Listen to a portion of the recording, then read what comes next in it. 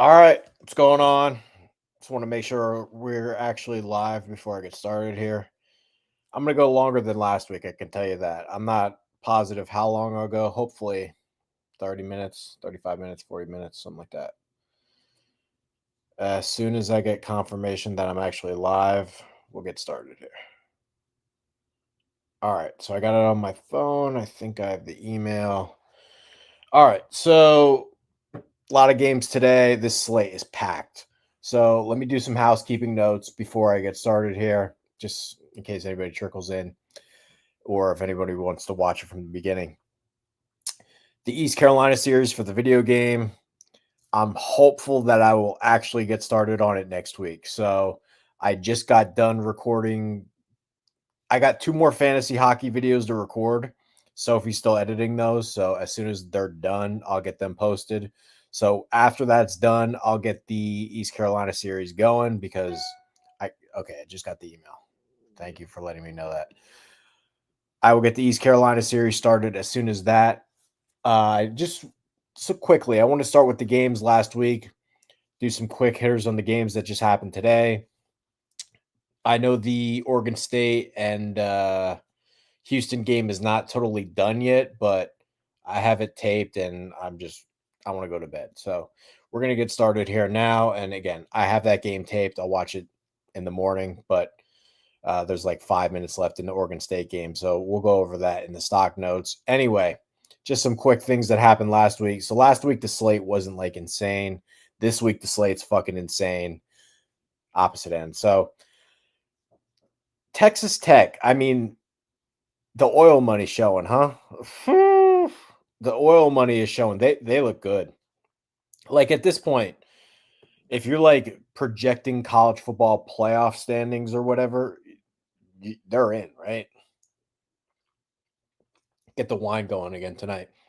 Like there's no doubt anymore that Texas Tech's getting into the playoff. There's just no doubt. My question is, are they going to fucking bench Morton? Because that Will Hammond, he might be better today. Not let's not worry about tomorrow. He might be better today. So I think Texas Tech, you may as well write them into the playoff. Syracuse beats up Clemson. Too bad they lose Steve Angeli in the process. Look, Clemson, adapt or die. It's kind of that line, adapt or die. Well, Dabo's not adapting, and you're seeing them slowly die. All that really needs to be said there. Give me 1 second. I don't know if is my mic sounding okay here? I just got something. Give me 1 second. Yep, I knew it. I fucking. All right, can you guys hear me? All right. Yeah. All right. I think we're good. I don't know why my mic's been having problems, but anyway. Um, again, Clemson, adapt or die. Well, they're not adapting, so you're seeing them slowly die. The only problem is, look, we saw Steve Angeli. He blew out his Achilles. That sucks. Here's what doesn't suck. Here's what doesn't suck. We know for a fact that Cade Klubnik just isn't good. Let's just call it how it is. It's one thing. It's one thing to fucking shit the bed and get outplayed by the dirty asswipe that is Haynes King. It's another thing. He got outplayed 2 weeks in a row. Steve Angeli, Haynes King. I mean, this Klubnik, he's just not good. So, again, I've been trying to say this all year. The receipts, you can't hide them. Anybody that had this fucking Klubnik at the top of their mock draft has no clue. No clue. And the fact that none of you motherfuckers who did it are even going to be accountable, shameful. Shameful. Other games that I watched, Auburn, Oklahoma. Outside of the fact that the refs were brutal. I mean, brutal. Isaiah Satania, he was involved in I guess 2 plays for sure that totally went in his favor. I guess we'll go over him. So the SEC, they already put out a note basically saying, yeah, we blew the fucking call. Where Satania was basically going to check himself out of the game, and then he plays like fucking whack-a-mole, and then he's just hiding out on the sideline, and then they throw him to the ball, and then he scores a touchdown, and nobody's fucking covering him. Should have been a flag. So Oklahoma absolutely caught some fucking breaks in that game, no question about it. And the play where Satania should have fumbled the fucking ball, it was returned for a touchdown. So Oklahoma absolutely caught breaks in the game, but it's not like Auburn deserved to fucking win the game anyway. So at this point, we know a couple truths. Again, the college football season is the information process. Well, the information's in, and we have our answer on Jackson Arnold, and that is he's just not good enough throwing the ball. Never going to change. He's basically, I mean, he is the worst version of Jackson Dart, which is, hey, if his first read there is cool, maybe he can make the throw, maybe he can't. But his eye level's fucking horrible. I mean, just absolutely horrible. And the only offense, which Jeremiah Cobb's a nice back, but they gave up on the run way too soon. And Oklahoma had 10 sacks in the fucking game, but Arnold was the problem on at least half of those sacks. Like, don't sit here and bitch about the Auburn offensive line, because that ain't what happened. Jackson Arnold just isn't good enough. We have the information. Here's the crazy part. Like, I just want to know what Auburn's going to do, because, again, I've kind of been trying to hint at this. Deuce Knight's coming in. Deuce Knight's sitting this year. How many years is Deuce Knight going to sit? Because if this is the Jackson Arnold that we see, he won't be at Auburn next year. Unless they plan to sit Deuce Knight a second year, which I doubt.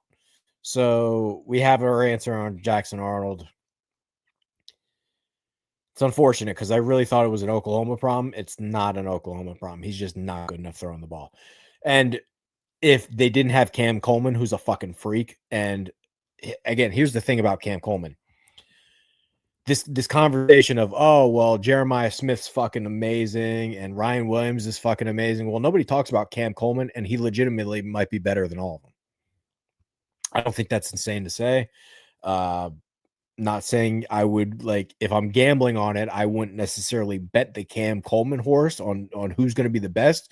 But Cam Coleman, him, Jeremiah Smith, Ryan Williams, they're all in the same tier. And we talk about it as if Cam Coleman's not part of that group, but he very much is. And he's the only offense that Auburn has. So, yeah, we learned that. Next game, Michigan, Nebraska. I genuinely have no idea how Nebraska even kept this game close.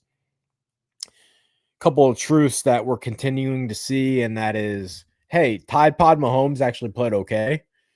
Their offensive line, Nebraska's offensive line, got pummeled in the game.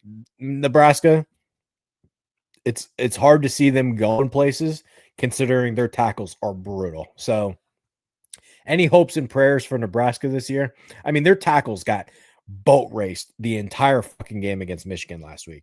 And on the Michigan side, Justice Haynes, whoo, yeah, he looks great. And they still can't really throw the ball. So Underwood doesn't look like there's a talent problem with Underwood. Doesn't look like, hey, I'm concerned about Underwood. It's just, dude, they're not picking up any throwing stats here.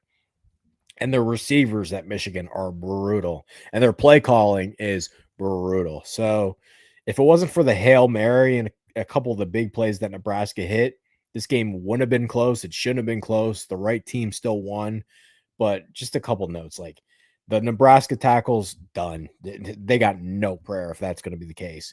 Justice Haynes, though, there's no question. If the draft is held tomorrow, he should be a top 5 running back in the draft, because that dude's out of his fucking mind right now. I mean, every single week he breaks off a 60-yard run. He looks like the guy that was supposed to be this big-time recruit at Bama, didn't pop. Well, if we just notice the Alabama offense, they keep running this shotgun bullshit, and that's not the kind of back that Haynes is. Under center, fucking, I formation, give the guy the fucking ball, and he's playing his ass off. So Justice Haynes, he needs to be on your fucking radar, because I'm not sure there's a running back in the country who's better than him, the way he's playing. What else do we want to talk about? Yeah, the South Carolina-Missouri game. Like, how many times are we going to do this thing where if the quarterback loses, we blame the quarterback, and if the quarterback wins, we credit him for everything? Because Eli Drinkwitz came out after the game and basically said Lenore Sellers is better than Mahomes. And I'm not saying he's right. I'm simply saying that there's a reason why Eli Drinkwitz said that, and that is, yeah, this Sellers he's the real deal. I don't give a fuck how many games South Carolina wins. I don't give a fuck what South Carolina does the rest of the year. There is no question that Lenore Sellers is a dude. Just some of the throws he was making last week, unbelievable.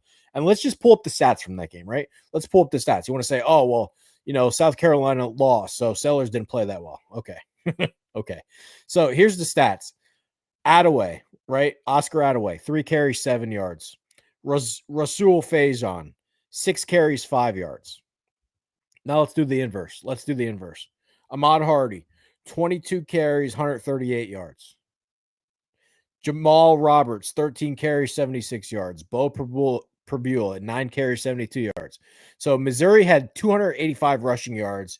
South Carolina had -9 rushing yards. And you want to blame Sellers. Okay. You people have no clue, buddy. No clue. So because Rasul Faison, who's the starting running back, averaged 0.8 yards per carry, that's Sellers' problem. Okay. By the way, Sellers, he had like a concussion last week. He had to play left-handed the whole game, which is, hey, we don't really want to use him in the run game. We really don't want to run him at all.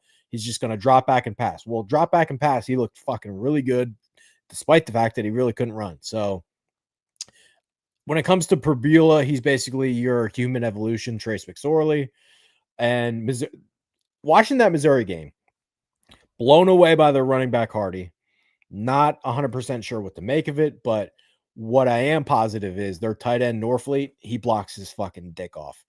So I really like their tight end Norfleet. Big fan of this Hardy, their running back. I mean, he's leading the country in yards after contact, so in the SEC. So yeah. Miami, Florida. DJ Lagway, we're at like panic meter 10, 12. Like this is brutal. I mean, this Lagway. So I'll let people in on a little secret. I passed on Lagway in my rookie draft because I was a little concerned. Hey, he wasn't practicing at camp. He was dealing with some knee issues. He was dealing with some shoulder issues. And everybody was jumping all over this Lagway about how he's this big time prospect. He looked pretty good after taking over for Graham Mertz. That was brutal. And I get it. Ruben Bain's a problem. This Mesidor's coming on. He's a problem. Their scrimmage talent in terms of offensive, defensive line, Miami has the better players. Caleb Banks didn't play. So, yeah, that's a factor. But this Lagway, 61 passing yards. He played the whole game. He didn't leave and got hurt, or he didn't get like benched. He played the whole fucking game and threw for 61 yards. So, like, this idea that this Lagway is a generational talent, maybe he'll figure it out, but that's not the case right now. Not the case right now. I didn't think Carson Beck played his best game through the first 2 picks of the year for him, but he looks way better than he did last year. And again, we call the information process the college football season. College football season is the information process. Just like the fact that his guys are actually catching the ball, he looks way better because of it. So last year, Georgia leads the country in drops. A lot of the blame goes to Beck, and I get it because he was a sourpuss. Like every time Beck went to the sideline, he just looked like the sourpuss face. He doesn't got the sourpuss face this year. So I think Beck's playing well. Malachi, Tony, they might have something with that freshman. But more than that, their tackles. I mean, Markel Bell, we wrote about him before the year. Check. He should definitely get drafted. Mauioa, the fact that he's playing right tackle says a lot about Bell, but he's a stud. And Ruben Bain, I mean, there's no doubt he should go in the top 10. No doubt. I mean, the only thing that we really learned about Miami last week is that Charmar Brown passed Jordan Lyle on the depth chart. That's really the only thing that we learned about Miami. So it's going to be Fletcher and Charmar Brown. Jordan Lyle is out of the running back rotation. Other than that, we really didn't learn anything because Miami, their line of scrimmage talent, they're going to be a fucking factor all year. And if Beck keeps playing like this, which he's not lighting the world on fire, but he's not getting sneezed on. So he's got all the time in the fucking world. He's completing every ball, and his arm talent's never been a problem, which the one thing that we were concerned about heading into this year is, hey, he fucked up his elbow. He tore everything in his elbow. What's his arm going to look like after he tore everything in his elbow? Well, his elbow looks pretty good. So, or at least we're not seeing any problems in terms of arm talent. So Miami's going to be a factor. And I think you're going to call me crazy. I don't care. I think Miami can win it. I think Miami actually can win it. And I know that sounds insane. They're good, man. Because here's the thing. The fat guys determine the outcome of these games. I don't know who needs to hear that, but the fat guys determine the outcome of these games. And nobody's really got better fat guys than them. Like even Georgia right now. Georgia doesn't have Jordan Davis anymore. Georgia doesn't have Jalen Carter anymore. They wish they had Ruben Bain. I can tell you that right now. So Miami can absolutely fucking win it. And I did watch the Michigan State USC game again. The link is in the description for the stock notes. I'm going to keep doing that. So I want to do a quick hitter on the things that we learned last week. Despite the fact that Michigan State didn't win the game, I like what I'm seeing from Aiden Charles. I am. His legs are there, but he's just more accurate this year. And again, I understand it was against USC. USC is not the best defense in the world. But just the maturity aspect, it looks like Aiden Charles is coming along. I don't really know what we learned from USC last week, other than the fact that Wayman Jordan, whatever fucking community college they got him from, he looks good. And Makai Lemon, he played well. So Lane didn't play last week. Makai Lemon, just in terms of like the shake and bake ability, so they use him in the return game a lot. Made a lot of plays, went well over 100 yards last week. So Lemon and Jordan, in terms of the skill position guys, I feel good about them.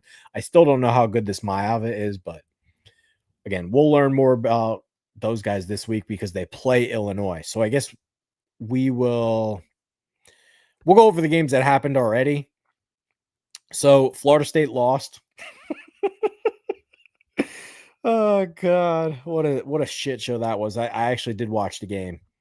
And again, I have the Oregon State Houston game taped. I'm at like the 7-minute mark. So again, I'll have all that stuff in the stock notes. Again, I'm putting the stock notes in the description from last week. So again, vendettasportsmedia.com. Check out all the draft stuff. We're up to date. You're not going to find better draft information on the internet. But anyway, Florida State. So I just want to have a quick conversation about this Deuce Robinson, who was out of his fucking mind. He had 9 catches, 147 yards, 2 touchdowns. I just don't think he's that good. So I understand that he beat up on the little 5'9" corner at Virginia. I don't give a shit. He looks like Johnny Wilson to me, which creates a bigger conversation. Just because somebody puts up big numbers doesn't mean that I give a fuck about what they're going to do at the NFL level. Perfect example. What's Johnny Wilson doing right now? Now, yes, I'm very aware that he's hurt. But Johnny Wilson's been in the league for a couple of years now. What's he done for the Eagles? What's he done? Because Deuce Robinson, he looks exactly like that. So I don't give a fuck that he beat up on some dinky little corner at Virginia. He had a great game. It looks like he can kind of sink his hips for a big guy. He was getting open, but he had a bad drop in that overtime period. So again, I don't really give a shit about what Deuce Robinson does against Virginia. I don't think he's very good. Castellanos, we know what he is. He is Taysom Hill. If you want to turn him into the next Taysom Hill, wonderful. But I don't know how much we learned in terms of like NFL draft fantasy stuff when it comes to that game, other than the fact that like, if you go and watch that game back, there's a moment in time in the third quarter where Chandler Morris hurts his hand. He bangs it off an offensive lineman. It looks like he can't throw the ball at all. Virginia comes out and runs the ball 8 straight fucking times. They drive right down the field and score. Like, Mike Norvell, are you watching the game, buddy? Like, how's there no adjustment? You clearly see Chandler Morris seriously injures his hand. He's got no ability to throw the ball on that drive. They run the ball like 10 straight fucking times. There's no adjustment. So this Mike Norvell, he's just not that good. I don't know who needs to hear that, but that was unexcusable. And I get it. Hey, trap game. Oh, they play Miami next week. Look ahead spot. You can't give up 46 to Virginia and expect me to take you seriously. So congratulations on beating Alabama. But again, anybody that wants to go watch that game back, go to the third quarter when Chandler Morris hurts his hand. Everybody in the fucking stadium who has half a brain knows they're going to run the ball because Chandler Morris can't throw the ball right now. No adjustment. No adjustment. So Mike Norvell's a joke. So is this fucking douchebag Malzahn. By the way, you want to say, oh, he's doing a good job. Florida State's putting up points. How's UCF doing? How's UCF doing without Malzahn? They're way better. Way better. So Florida State, they're not a contender. When Miami plays them next week, I expect Miami to fucking hammer them. Anyway, watch the Arizona State TCU game. For anybody who's new here, I don't like Sam Leavitt. For anybody that's old here, they already know that. I don't think we learned a ton there other than the fact that, hey, when Leavitt throws the ball to Jordan Tyson, it actually looks all right.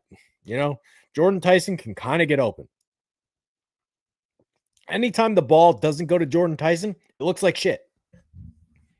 Again, feel free to comment. Feel free to post examples. But all I see is every time I watch Arizona State, if Jordan Tyson doesn't do something, nothing goes well. And it's clear and obvious that Scatabo makes a huge difference. They clearly miss Scatabo. There's no replacing him. So Raleek Brown is actually playing well. That's the craziest part. Raleek Brown is actually doing his part. So he's a former big-time recruit from USC, transfers to Arizona State, didn't do a ton at USC, but now it's starting to, hey, the light bulb's coming on for Raleek Brown. Hey, Raleek Brown's starting to find his moments. Hey, Raleek Brown, the only thing that Raleek Brown's missing right now is he had a couple red zone attempts. Doesn't look like he's like a total factor in the power department, but hey, some really nice moments from Raleek Brown in this game. But again, I'll just pull up the stats. So Sam Leavitt, 278 passing yards. Jordan Tyson had 126 of them. And he should have thrown 3 picks. Bud Clark dropped 2 picks. There was another pick that was dropped. So if TCU actually caught the ball, Leavitt should have thrown 3 picks in that game. The Arizona State kicker stinks. So if you're betting Arizona State, beware of that because he missed 2 brutal kicks. Hoover came out on fire and then shit the bed late. Hoover should have thrown multiple picks too. But here's the bottom line with this Leavitt conversation. We got to stop with this. Sam Leavitt, let's put him in the first round of our mock draft. That's a joke. I mean, that's a joke. You want to say he's better than Hoover? Maybe I'll give you that. But that's the problem. We're after the game. Arizona State wins by 3. Hey, who is better, Hoover or Leavitt? The fact that we're asking that question is a fucking problem. Massive problem. Dwyer had another big game, Jordan Dwyer. So last week, McAllister goes nuclear against SMU. Looks like he got banged up. He wasn't really a factor in this game, but Dwyer went nuts against North Carolina. Not so like nuts in this game. He had a dropped ball, which turned into a pick. So like one of the picks that Hoover threw, it shouldn't have been a pick because Dwyer dropped it, but he looks good. Dwyer, I mean, other than that one play. So I think TCU's got some weapons other than the fact that like, hey man, like it's a Big 12 game. We know how these Big 12 games go. There's going to be points. There's not going to be a ton of defense. I don't think the defenses were terrible. Like I've watched certain Kansas State games where the defense is way worse than what we just saw with that TCU Arizona State game. So I don't think the defenses were brutal. But again, this is the Big 12. We know what happens in these Big 12 games. It's points. And the fact that Leavitt looked like that against a Big 12 team, no, hard pass. We got to stop. Anybody that's telling you this Sam Leavitt's a first round pick, they have no clue. So let's talk about the games coming up here.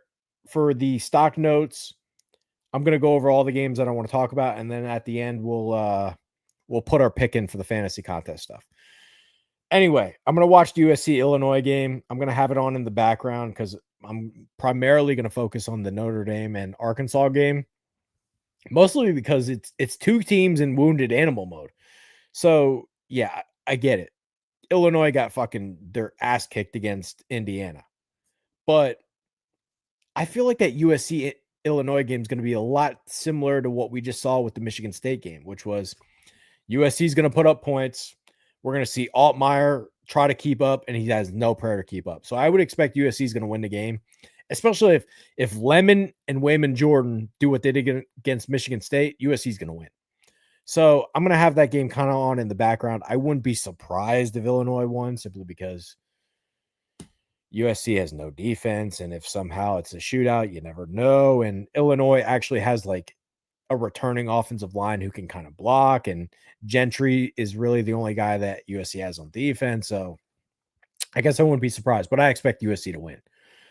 The Notre Dame game, both teams total like wounded animal mode. Hey, Arkansas just lost to Memphis, and they shouldn't have lost.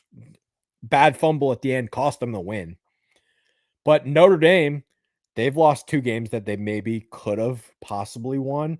Miami and Texas A&M, both of those games came down to the wire. So we're talking about two teams that have lost games by like inches, feet. Notre Dame going against a real SEC team. Last time that happened, it was the Texas A&M game where they gave up 40 plus points. What if Arkansas can do that? Then we start to have real concerns about this Notre Dame defense because like Notre Dame is supposed to have guys who can rush the passer.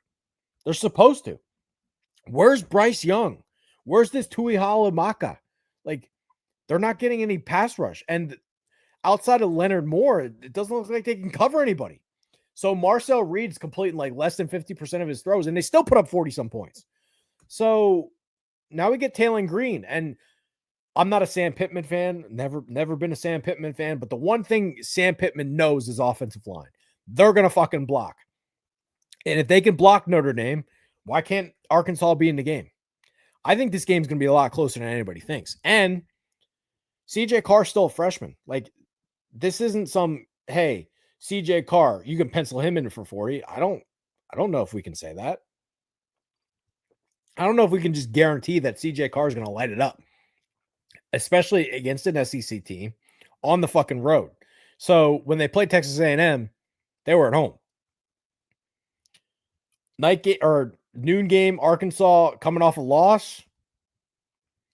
I genuinely think Arkansas can win the game outright. So I'm very, very excited. A couple things that I'm watching. Carmona, the guard at Arkansas. Again, we're looking for, this is the information process. We're looking for matchups. Like, sometimes I don't give a shit. Like, the perfect example of what I just talked about for Deuce Robinson.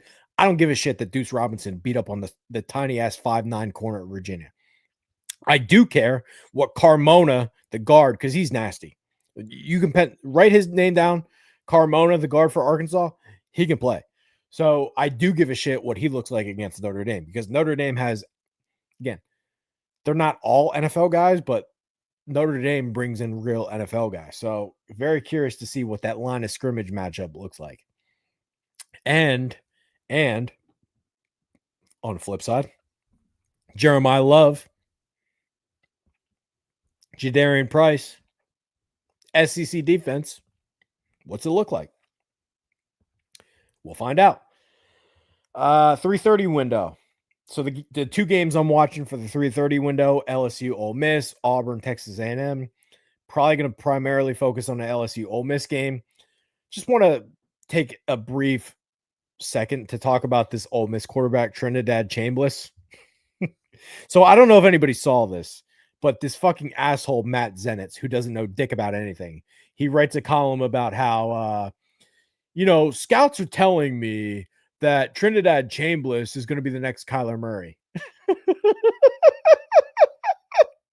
First of all, I'm not a Kyler Murray fan, never been a Kyler Murray fan, but the comparison is just fucking laughable in the sense that we're talking about a transfer senior who played at Ferris State, who has no recruiting fucking background, is now being compared to a guy who got drafted in the first round of the MLB draft, let alone went first overall in the NFL draft.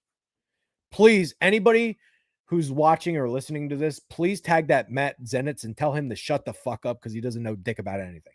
So I don't know what cave they got that Matt Zenitz from, but somebody seriously needs to slap the shit out of that guy because he's clueless. And the worst part about this Matt Zenitz guy is he runs his fucking mouth about things he doesn't know shit about, all based on information that he's told. And then when it doesn't come to fruition, like the Nico Iamaleava thing, no accountability. So that Matt Zenitz, he's a piece of shit. But anyway, back to the game. Putting that to the side, I think Ole Miss made the right decision in terms of why are we going to play Austin Simmons? Did anybody watch the Kentucky game? Because Austin Simmons isn't ready to play. And Chambliss, who's, again, we're talking about snapshots and moment of time. Austin Simmons is the better talent, but he's not the better player in 2025. He will be by 2026, 2027. I don't think there's any doubt in that. But Chambliss gives them the best chance to win right now. I don't think there's any doubt in that. I'm actually worried about this spot for LSU. I'm terrified for LSU. Mostly because, dude, like, they've totally put the training wheels on Nussmeier. I don't know if he's hurt. I don't know what's going on with Nussmeier. But last year, or like even go back to the first time we saw Nussmeier, when he checks into the game in the SEC title game against Georgia, and he's taking these big boy shots down the field. And yeah, he's a total gunslinger. He's going to make mistakes, but good God, he's making these big boy throws down the field. And it looks like LSU's got a spark. And the Nussmeier that we're seeing right now, it's like, dude, can we get the training wheels off the guy? Because there's no risk taking. And I know that Brian Kelly did a press conference about like, oh, we did what we had to do to win that specific game. And hey, because Lagway threw fucking 5 picks, we don't need to put the ball in harm's way. But you're going to have to put up points against Ole Miss. You're going to have to put up points against Ole Miss. So can we take the training wheels off? Because here's the scary part for LSU. Caden Durham is hurt. So they're already not running the ball that great. And now their starting running back's not going to play. So LSU, whatever you're doing with this Nussmeier thing in terms of like, I get it. He turns the ball over too much. That's his biggest problem. But now you're crippling him. Like he's not making any of the big boy throws anymore either. So if LSU is going to win this game, they got to make a serious adjustment in terms of that.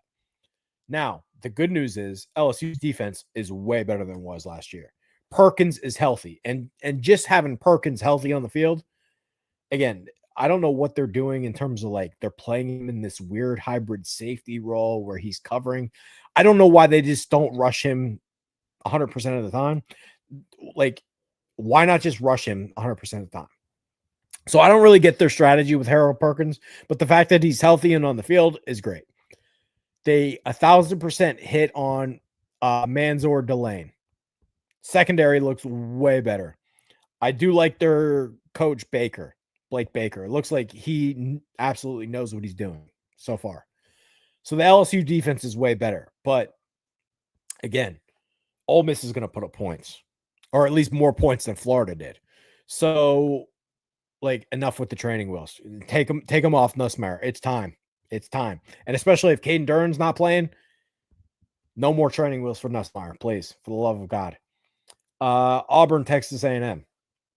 So again, I kind of said this at the beginning.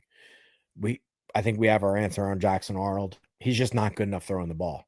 Cam Coleman's a fucking freak, but Jackson Arnold's not good enough throwing the ball. He got sacked 10 times against Oklahoma. Well, Texas A&M's front's pretty good too. So if Jackson Arnold's going to do this thing where he refuses to read progressions, if his first read's not open, he's just going to look to run, and then he's going to hold onto the ball way too long, and then he's going to eat 800 sacks. They got no prayer, especially on the road. Maybe you can get away with that shit at home, but at Kyle Field, I don't know how well this goes for Auburn. And again, outside of Cam Coleman, I just don't know what they got going on offense. And I like Hugh Freeze as a coach, but the way Marcel Reed is just making these splash plays, I don't know how Jackson Arnold keeps up on the other side. I don't. And it's not like Marcel Reed, like, he's not perfect.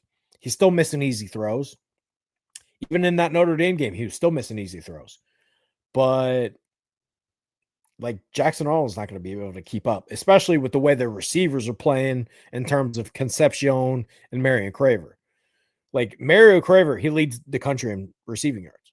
And this Concepcion, we knew he was a stud at NC State. It's translated to SEC play. I would imagine that Texas A&M is going to put up points, and I don't know how Jackson Arnold keeps up. So that's how I expect it to go, but we'll be watching it. And then we'll close with the two big night games. I don't know why these two games are on at the same time. Drives me up a fucking wall. Why would you put the Alabama-Georgia game at the exact same time that the Oregon-Penn State game is on? So I got to figure out what I want to do in terms of watching both of those at the same time. Normally, I just like to flip back and forth, but I'm going to have to get multiple screens on for that. All right, I guess we'll do Oregon-Penn State first. I'm confused, and this is going to be the pick that I put in. I get that it's at Penn State. It's a whiteout. Their fans are going to be loud. Tough place to play, especially given that Oregon's traveling all the way to the East Coast and the fact that, like, it gets cold there. Anybody that's never been to Penn State, it's cold. Even this time of year, where like it doesn't need to be December, November. Like it's cold there at Penn State, and it's gonna fucking matter. The problem is, I don't know how you can make Penn State a favorite over Oregon. Again, I understand that it's at Penn State. I understand that it gets really cold there. Like anybody that's never been to Penn State, it's unbelievably cold there. So it's going to play a factor, especially at night. And I know that Oregon's traveling to the East Coast. But I just think Oregon's the way better team. So when we do the picks at the end for the fantasy contest, I'm putting a big bet out on Oregon. Here's why. So last year, when these two teams played in the Big Ten title game, Penn State didn't have any problems running the ball. Nick Singleton was picking up yards, and Katron Allen was picking up yards, and they ran for over 200 yards as a team, and they still fucking lost. Well, now Oregon's quarterback's better this year. Because I don't know who needs to hear this, but Dante Moore's out of his fucking mind. Right now, Dante Moore's got 11 touchdowns, 1 pick. And the one pick that he threw was the last throw of the game for him against Northwestern, where he was just taking shots down the field. Game was never close. He came out of the game the next snap.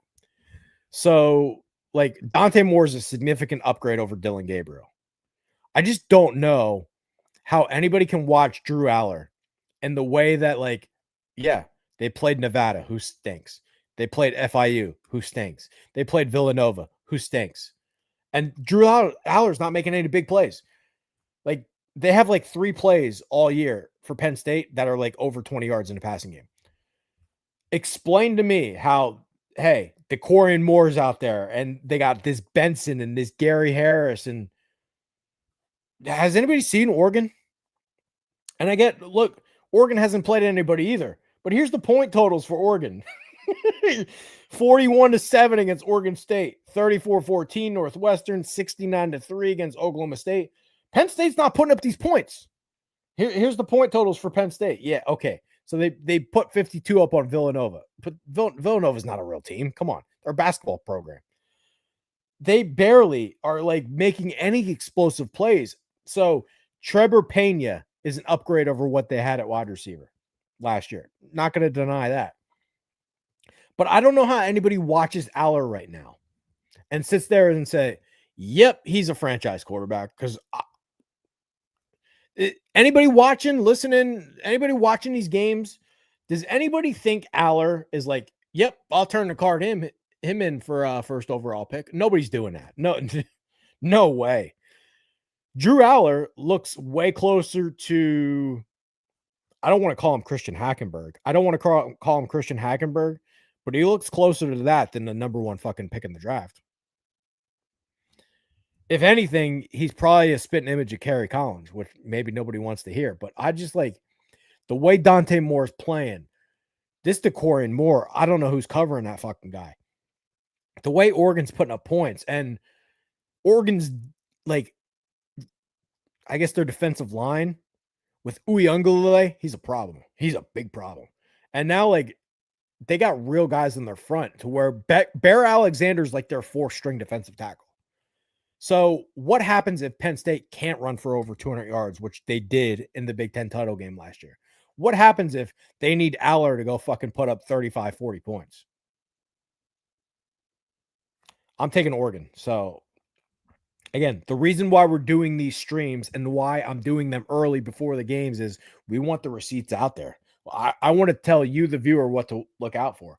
I just don't know how anybody can watch Aller right now and say, yeah, he's the big deal. Because, like, do we understand that they've played FIU, Nevada, and Villanova, and Drew Aller's got 4 passing touchdowns? Okay. So Carl at the site is the number 1 Drew Aller hater, but I'm in the 80th percentile with him, I guess, because there's nothing that Drew Aller has shown us to give us any evidence that he's a first overall big time NFL prospect. There's just no evidence of that right now. And the biggest problem with Aller, which we started to see this last year, he's got the same problem that Joe Milton does, which is processing speed. It's not good enough. So I just don't know how he keeps pace. Anyway, last game, Alabama, Georgia. This game was unbelievable last year. Where Bama gets out to this monster lead. Remember this game last year where after this game, people legitimately went on ESPN and all these fucking talk show hosts about Jalen Milroe is going to be the number 1 pick.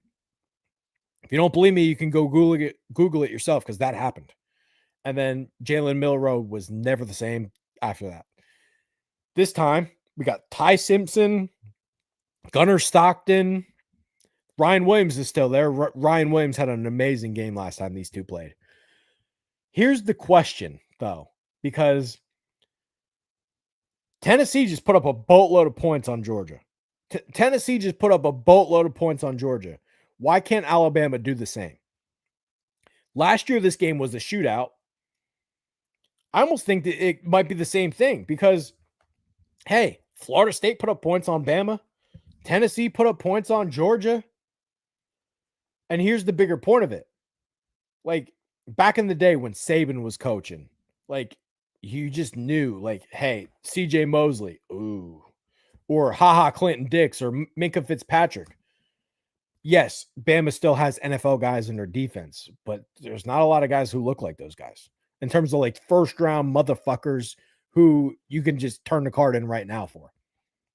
Deontay Lawson doesn't look quite the same as when he got hurt last year. Their pass rush situation, like, I'm still waiting for Keeley, the fucking pass rusher. He still hasn't done shit. Tim Keenan is back for the game, so that matters. They haven't had him all year, and maybe that is a big reason why their defense hasn't been the same. But in terms of like the Bama defense, the only thing I feel good about is their secondary with Keon Sabb, Zabian Brown. Zabian Brown had the game-saving pick last year. He looks good. The Bama secondary is the only thing I feel good about. Flip side with Georgia, like, again, I talked about this at the beginning. Jordan Davis ain't walking through those doors, and neither is Jalen Carter. And, like, they're not getting sacks. Their front seven is just, they just don't have those motherfuckers like they used to. So I think this could be high scoring again. I don't see why. With Georgia, Bama secondary, I feel great about. Bama linebacker, or the Georgia linebackers, that's like all they got going for them. CJ Allen, you can pencil him in for the first round, no question about it. Raylan Wilson, he's going to be a stud. The Georgia, they got 7-8 deep at linebacker. But other than that, like, the Aguero, he played well against Tennessee in the back end. KJ Bolden, we think he's going to be good eventually. But, like, I don't know how many dudes this Georgia defense has. So I think we get points. Big news for Alabama. Jam Miller is back. He hasn't played all year. So that's good. They've had a lot of problems, like, they don't have a Derrick Henry anymore. They're not classic Alabama where they can just shit pump it down your throat in terms of running the ball. Ty Simpson was horrible against Florida State. Now, he was good against Wisconsin, but Wisconsin's terrible. I mean, terrible. Good news is Jeremy Bernard looks like he took a massive step, and their receivers are good. And this Lutzier Brooks, it's only a matter of time before he steps up. And Isaiah Horton's a big body guy where if he's actually your fourth receiver, you're sitting pretty. So what kind of version of Ty Simpson are we getting? What version of Gunnar Stockton are we getting? I think we kind of know what Gunnar Stockton is at this point, which is he's not as fast as Stetson Bennett, but he kind of plays like him. He's not Carson Beck. He don't play like Carson Beck. He plays like Stetson Bennett. He's not as fast as Stetson Bennett, but he might throw the ball a little bit better than Stetson Bennett. And the receivers just miles better than it was last year for Georgia, which, again, that Georgia led the country in drops last year. The world's better. Zachariah Branch is a fucking cheat code. Like, we talk about guys who tilt the field. One play out of Zachariah Branch tilts the field. So, yes, I know they're using him as a returner, but like these bubble screens where he's just taking them 40 yards down the field, it just turns the whole game. The biggest question that I actually have in terms of like the offense on both sides is, okay, what are we getting out of the run game? That I don't know because Jam Miller hasn't played all year. And Kevin Riley looks like he's been taking over as like the guy like since Jam Miller's been gone. But like he's not Trent Richardson good. He's not Eddie Lacy good. He's not Josh Jacobs good. He's not even Brian Robinson good. So like I don't know how good these Bama running backs are, and they don't play like old Bama teams where Nick Saban would shit pump it down your throat. This DeBoer team, they're with Ryan Grubb, they're in shotgun the whole fucking game. So if the run game isn't the same for Bama, and they're really just going to be in shotgun the whole time, that's the part that I'm worried about because, like, I don't know if you're going to catch Kirby Smart sleeping on that shit 2 years in a row. So I would lean Georgia in the game, especially Georgia. They just don't lose at home. They have the longest win streak at home in the country. They've won like 30 some plus games in a row at home. They just don't lose at home. So I would lean Georgia in the game. But the question that I have is for both teams the same. Who's going to take over in the backfield for Georgia? Because that's as big of a question mark too. Trevor Etienne's gone. Okay. Trevor Etienne wasn't a world beater, but like he would make a difference right now. Because I'm sick and tired. I'm sick and tired of watching Nate Frazier fumble the fucking ball all the time. He had fumble problems against Texas last year. He fumbled the ball against fucking Marshall. This Nate Frazier, he don't stop fumbling. So I'm a little concerned about that part in terms of Georgia. They got Chauncey Bowens. They got Cash Jones. Cash Jones is basically just a receiving back. This Josh McCray, he's a fucking turd. He's no different than the Audric Estime bullshit. So, like, I want to pick Georgia, but I'd feel way better about Georgia if, like, Nick Chubb was their back. So, we'll see. I wouldn't bet my life on it, but let's get to the picks now. Again, if you're not playing Vendetta Fantasy Contest, I don't know what you're doing. It's our fantasy league of gambling platform. If you're fading my picks, you're doing okay here. We are in the plus 300 territory. So what I want to do here for the picks this week. All right. I don't know why they're not loading. I will have to tell the developer about that.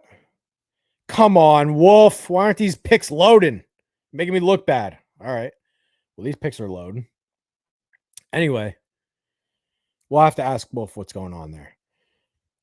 For my picks, though, I would take Texas A&M probably with the points. I don't have a problem with laying the points. I think they'll win comfortably. I would take Georgia for the sole fact that they never lose at home. They just until Kirby Smart loses at home, I ain't betting them to lose. And The other game that I probably bet, and maybe this sounds crazy, I might take Arkansas. Like I really might take Arkansas. So, oh, and Oregon. Oregon would probably be the game that if you have to bet anything, I would bet Oregon, even without the points. Like take it straight up. Take the juice. Take the extra juice. So, anybody have a question, comments, concerns? I guess we'll leave it at that. Go play Vendetta Fantasy Contest. I guess I gotta text Wolf and see why those games aren't loading on there. But anyway, good stream, 45 minutes or so, 50 minutes. We'll get out of here. Again, the stock notes, I'll probably have those out again Monday because this slate is packed. So don't expect my NFL draft notes on the site until probably Monday. The description for last week shows the last week's notes. But anyway, I guess we'll leave it at that. Other than the fact that one quick small note, I've unfollowed and unsubscribed to all of Josh Pate's stuff because he's a piece of shit and he sucks. So I know that I said I would track his stuff for receipt purposes, but I can't do it anymore. Like he's not even talented. Like he's ignorant, unaccountable, and just not talented. So I asked Concierge what I should do on that. We're unsubscribing. I will check back in periodically just in case he does anything stupid, but no more Josh Pate. We're done writing about him because he's just the worst. So anyway, that'll do it for this week. Questions, comments, concerns, I'll get to you in the comment section. Other than that, peace out, Girl Scout, and we'll be back next week.